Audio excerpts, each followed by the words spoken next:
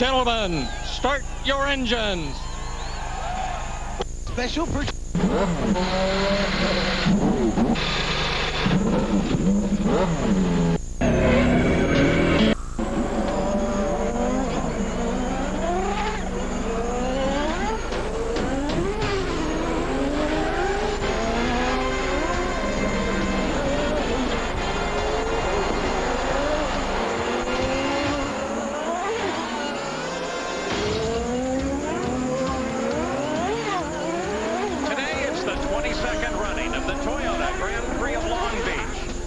That helped make this city great, and it's a beautiful day here by the beach. That's great for the racers. The focus is Al Unser Jr. 6 times he's won this race, but Danny Sullivan, today he starts 9th. He's got his work cut out for him. We got one tough track to pass on, the most competitive field ever. He's got proven race winners in front of him, like points leader Jimmy Vasser, Scott Pruitt, pole sitter Gil de Ferran, teammate Paul Tracy, and Robbie Gordon. They are ready to go on the track. Here is the grid. Row 1 on the pole record. Gil de Ferran, his second career pole comes with that new track record. Alex Zanardi alongside makes the second of the front row for the the first time in his 4-race career. In row 2, that's Jimmy Vasser, the points leader, who has 2 wins already this season. And Paul Tracy, who won this race in 1993, his first career win. In the 3rd row, Scott Pruitt, who made his first start in an IndyCar here in 1988. And Parker Johnstone, who makes his best start ever on a road course. Row 4, Robbie Gordon, who finished 3rd here in 1994. And Greg Moore, who earned his first podium finish with a 3rd in Australia. In the 5th row, Al Unser Jr., his 6 Long Beach wins have all come within the last 8 years. And Christian Fittipaldi, who has 3 finishes in the top 6 this season. Row 6, Mauricio Guzman, who finished 4th in Australia for his best result this year. And Michael Andretti, who scored his first career win here at Long Beach in 1986. In row 7, Adrian Fernandez and Emerson Fittipaldi. The 8th row, Andre Ribeiro and Raul Boesel. Row 9, Brian Herta and Pupo Moreno. In the 10th row, Teo Fabi replacing the injured Mark Blundell and Stefan Johansson. In row 11, Bobby Rahal and Richie Hearn. The 12th row, Jeff Krosnoff and Eddie Lawson. Row 13, Hiro Matsushita and Juan Fangio.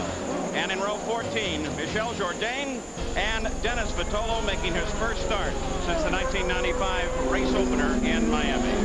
Here are the cars as they circle around the track. Let's take a look at the circuit here. Well, as you can see, it's pretty long straightaways on both sides, with 2 passing areas going into turn 1 and going into turn 6. The trouble areas are 3 and 7. That's a little bit of a sucker area. You think you can get by the car, but there's not enough room in there with a quick guy to pass.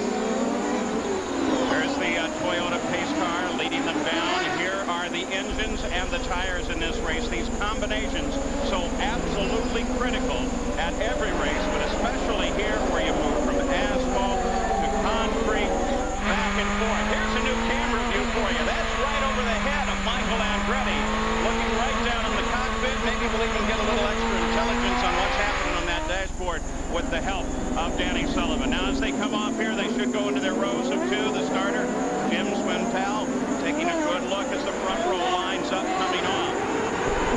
De Ferran, the bright yellow car. Here we go. It's green. Zanardi chases him in. Vasser right behind him. Paul Tracy drops into 4th place. Here's that key first corner. Paul Tracy moves to the inside. Picks up 3rd from Vasser. Through the 2nd turn. And now to another critical area of the course as they begin to swing back over towards Seaside. Bright yellow car is De Ferran. There he is, leading from the pole. That red car just behind, that's Alex Zanardi. And then the white and red colors of Paul Tracy down Seaside for the first time. In through turn 6. That's another key passing area, as Danny just told you. And as they head for the exceedingly tight hairpin, boy, Zanardi darts back and forth getting into that corner. He did. He was trying to carry some speed around there, got on the brakes. He was also trying to protect his position in case somebody tried to move around him right there. But all in all, I think it was a very clean start. Doesn't seem to be any problems. Look at this, though. Jimmy Vasser in that red car trying to get around Paul Tracy. You're now on board with Vassar as they move through turn 1 into turn 2. Chasing Paul Tracy, battle for third. Scott Pruitt second in the points, sitting just behind Jimmy Vassar. So the points battle is represented right there in 2 cars at 4th and 5th. Parker Johnstone sits right back behind Scott Pruitt. I don't think that Jimmy liked getting passed on that first lap by Paul Tracy. He wants that spot back. He wants to not lose touch with those leaders who look like they're just pulling out just a hair, and he doesn't want to lose that gap. But are there 2 different attitudes there in Tracy and Vassar? One looking for points? No, I think they're both looking for points. I talked to Paul Tracy, one of his mechanics earlier. He said they really have to finish this race and get points. So does Jimmy, because he wants to protect that championship lead. But as you can see, he's very quick down the straightaway there, and he wants that spot back. And also that gives him a cushion to Scott Pruitt. DeFerrin and Zanardi, they work on the lead, while Jimmy Vassar is working on Paul Tracy. And 103 laps to go. There's our list. We have the leader, how much he leads by, and then the rest of the field and the interval back. Down Seaside. Battle for third heats up a little bit. Jimmy Vassar looks left and right. Can't find room. Nothing changes in the order. That's also a tough spot to pass in there with a quick car, because it's a very quick corner, so you're not braking as hard as you are at the end of the other straightaway. But I think what Jimmy's got in mind is right here. He wants to come out of that hairpin very close behind Paul Tracy so he can draft him down the straightaway and use that Honda power to get by. See right there, Paul's leaning a little bit to the inside to protect his spot. Whoa, and they touch. And they it looked, touch. Whoa. Oh, that was unbelievable. I couldn't believe Paul moved over. Boy, he's really protecting his line this early in the race. That's, with a guy that wants to get some points, that's pretty tough. They might have damaged their cars. Here it is again. Look at this. He'll come over. Boom, he turns Jimmy's tire in there, but that's just the steering. Both wheels turn. Hopefully they didn't do anything. It'd be a pity to lose those guys early on. Well, that's going to be the real question for the Ganassi team and the points leader, Jimmy Vassar here, whether or not there's any problem with that right front, because how much do you have to knock it off before it matters? You don't have to knock it off a lot. Looking at the suspension up there, you see anything? Yeah, I don't see much. Right, the suspension right off that, everything looks to be straight, but it only has to be out by a couple of thousandths of an inch. Jack Arute, what about this contact? Well, Paul, so far they're still talking on the radio, and they have a monitor, Jimmy Vassar's crew, and Tom Anderson has been checking that monitor and working on it, and so far there is no word that there's any problem with the car. I'll tell you what Jimmy did there, it may not have been something, one car by the side, that looks like Ribeiro. And if you would, that would put one of the Hondas out early. Andre Ribeiro, who won at Brazil before his hometown crowd. And no indication as to why he's sitting over there. Oh, and here may tell us. Here we go. Oh, tries to go in there, passes on. Oh, and bumps the wall. You see that left front. He just knocked himself out of the race. I think he was passing Gugelmin. That's a tough spot to get down there. And just bumped the wall. I don't think he'll get back in the race. So they'll try and get that car out of a precarious position there, as it is DeFerrin that still leads Zanardi, followed by Paul Tracy, Jimmy Vassar, Scott Pruitt, and Parker Johnstone. The road to IndyCar racing starts at the Toyota Atlantic Series. Past champions like Rahal, Andretti, and Sullivan have taken this very same route. That's why Toyota is committed to the Toyota Atlantic Championship, because we may not know who the next series champion will be, but we know where he's headed. You want to know how to choose a motor oil?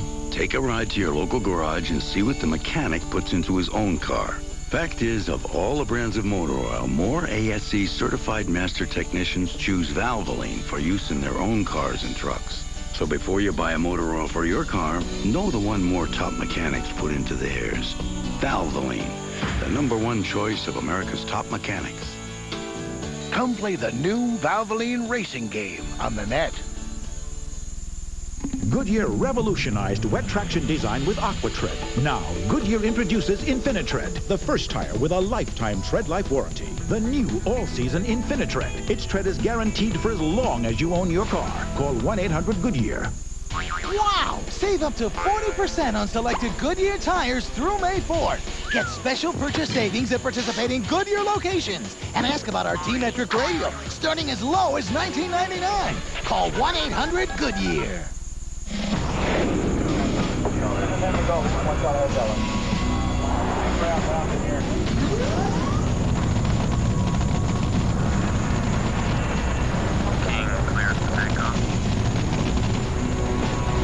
Kenny Bernstein's Budweiser King Top Fuel Dragster.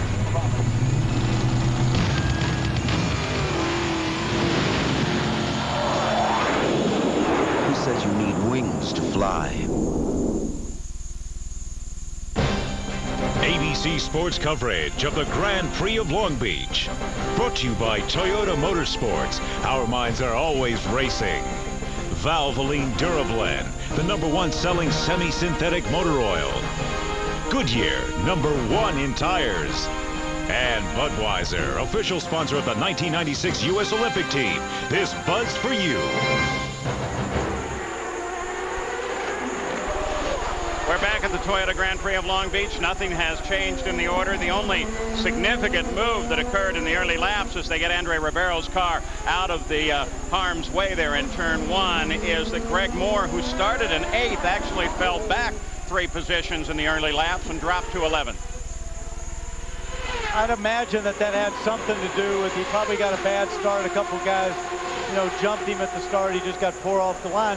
But we're watching the 2 leaders here, Gilles de Ferran, and these guys are pulling away. They seem to be stretching out on the third place car. Down the pits, Gary. Well, Andre Ribeiro, of course, Paul, worked his magic in Rio when he got the win down there. But we just talked with Dan Halliday, who was on the radio with Andre. He said, typical Long Beach situation. It was a braking scenario, made the little mistake, got the contact. So no magic on the streets of Long Beach in a very early out. Let's go to Jack Arute. Well, Gary, another problem for a driver that's still out there is Robbie Gordon and Derek Walker's machine. They not only cannot hear on pit road the transmissions from Robbie Gordon, but here's a twist. Robbie Gordon cannot hear their transmissions either. So they are running totally blind. No ears at all for that team, Paul. On board now with Parker Johnstone, who is now beginning to make his moves and jump forward, trying to get up through that field. But Tracy's dropped way back. Look, at Parker's going to make a move on him. That's Paul Tracy in the first car. Second one is Parker, but I saw smoke coming out of his back wheels. All right, Tracy was that glimpse of smoke that you saw, and here is what it was. Oh, he locked it up completely, got in too deep and spun it.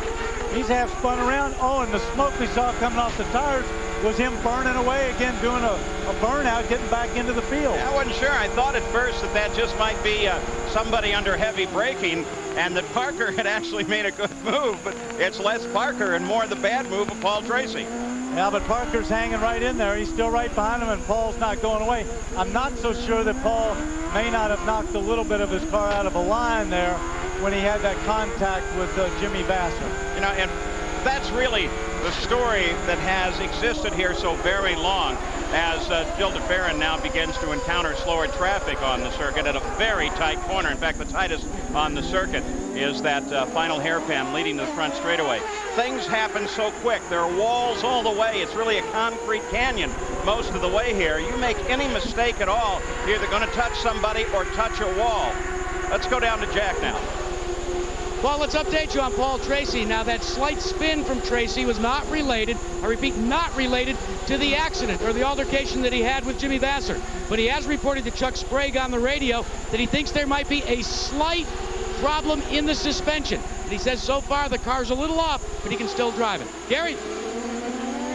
A word, Jack, on Hiro Matsushita. He's very unhappy and disappointed walking back into the paddock area. We just got a quick word with him. He is an early retiree. Motor problems that they had this morning in the warm-up continued. He said it wouldn't generate enough power to run in a Formula Ford race. Great disappointment after his 10th place finish 2 weeks ago in the streets at Surfers Paradise.